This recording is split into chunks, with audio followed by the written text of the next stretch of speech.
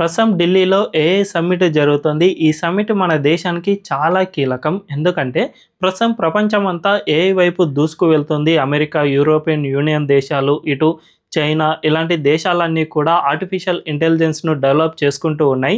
ఇదే సమయంలో మన భారతదేశం భవిష్యత్తులో టెక్నాలజీ పరంగా ఈ దేశాలపై డిపెండ్ కాకుండా ఉండాలి అంటే సొంతంగానే ఆర్టిఫిషియల్ ఇంటెలిజెన్స్‌ను తయారు చేసుకోవాలి. ఇందులో భాగంగానే ఇప్పుడు పెద్ద ఎత్తున పెట్టుబడులను ఆకర్షించేందుకు ఈ సమ్మిట్‌ను నిర్వహించింది.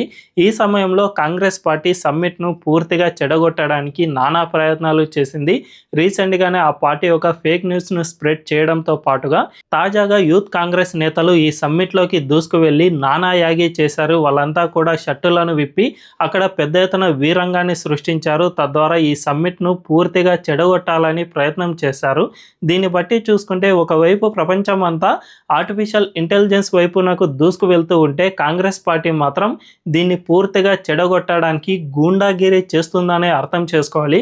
మరి రాహుల్ గాంధీ టెక్నాలజీ అని అంటూ ఉంటారు కదా, సరిగ్గా టెక్నాలజీ సమయం వచ్చిన టైంలో ఆయన మైండ్ సెట్ ఎంత క్రూరంగా ఉందో దీన్ని బట్టి అర్థమవుతుంది.